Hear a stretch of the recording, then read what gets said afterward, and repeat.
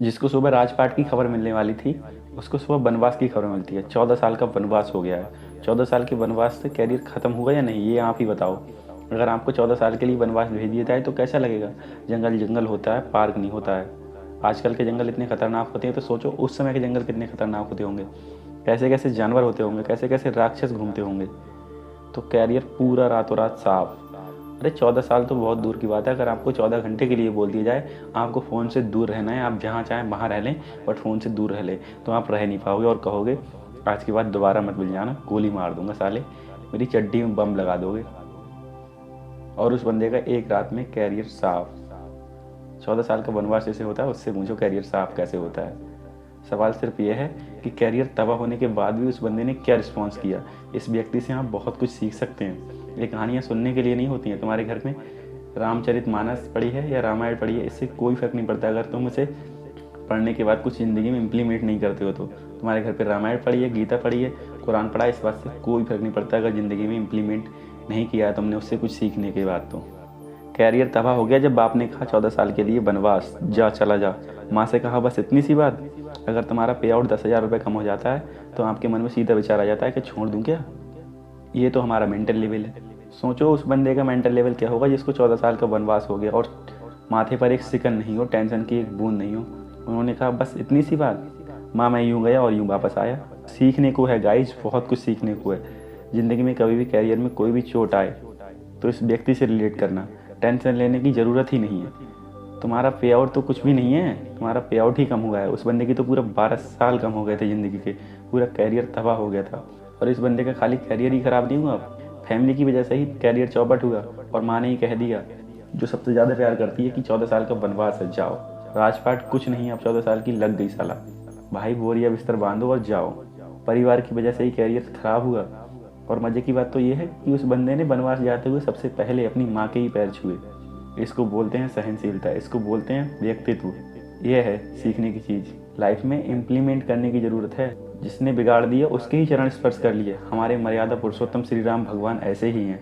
अगर कोई तुम्हारे साथ गलती से भी गलती कर दे तो तुम उसकी गलती का इंतज़ार करते हो, उसकी सारी अच्छाइयाँ भूल जाते हो और एक गलती के लेके उसको सोचते हो साला मार दूँ, क्या कर दूँ, क्या नहीं कर दूँ। यही फ़र्क है तुम में और हमारे भगवान श्री राम में। लेडीज एंड जेंटलमैन, खाली फैमिली ही ख़राब नहीं हुई, फिजिकली भी बहुत प्रॉब्लम्स आई उस बंदे की ज़िंदगी में। सोचिए, आप खुद सोचिए। जो आदमी रथ से नीचे नहीं उतरता था, कारवेट बिछे रहते थे, हर लोग हाथ रखते थे, भगवान इस पैर रखिए, हमारे ऊपर पैर रखे गुजरिए। अचानक उस बंदे को 14 साल का वनवास हो जाए, नींद का पता ना हो, रहने का पता ना हो। उस बंदे से पूछिए उसकी ज़िंदगी कैसे एक पल में ख़त्म हो गई। 14 साल बोलने में हमें कोई टाइम नहीं लगता, 1.5 सेकंड में बोल देते हैं 14 साल। पर 14 साल आदमी कैसे रहा होगा उस जंगल में, फिजिकली एम्बेरस हुआ होगा। उनके पास बस एक ही चप्पल थी, वो भी भरत ले गए।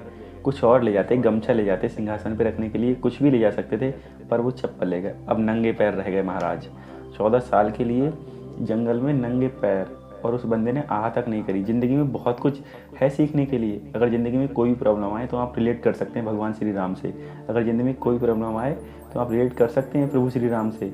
तुमको लगेगा साला मैं तो चिंदी सी प्रॉब्लम को लेकर इतना परेशान हूँ, ये तो कोई बात ही नहीं है साली, मैं क्यों इतना परेशान हूँ, डूब कर मर जाऊँ कहीं चिल्लू और पानी में, आपको ऐसा लगेगा। और सुनो, जब इनको वनवास हुआ तो इनके साथ कोई भी नहीं गया, बस इनके एक भाई और इनकी पत्नी गई। जब ये जा सकते थे तो कोई भी जा सकता था, पर कोई नहीं गया। इस बात से सीखने को मिलता है कि आप परेशानियों में अकेले रह सकते हैं।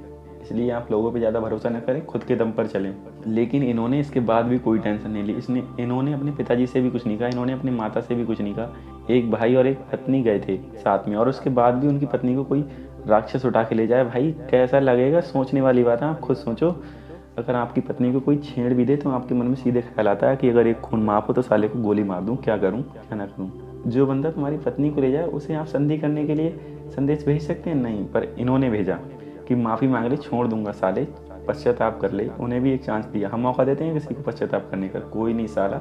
हम तो सीधे कहते हैं तूने गलती कर दी, अब तू भुगतेगा। तूने गलती की कैसे? सीखने की बात तो यह है इनसे कि गलतियाँ सबसे होती हैं, भगवान से नहीं होती गलतियाँ, बाकी इंसानों से गलतियाँ सबसे होती हैं। इसलिए अगर किसी से कोई गलती हो रही है छोटी मोटी तो इसे इग्नोर करें और आगे बढ़ें। गिलास को खाली करो ऊपर उठाने के लिए, टेंशन मत लो, कोई ज़रूरत नहीं है टेंशन लेने की। अगर ज़िंदगी में कोई भी प्रॉब्लम आए तो भगवान श्री राम से आप अपने आप को रिलेट कर सकते हैं। और ये कहानी अभी खत्म नहीं हुई है, इसका अभी तूफान आना बाकी है। भगवान श्री राम अपनी पत्नी को लेकर आएंगे, वो आपको हम पार्ट 2 में बताएंगे।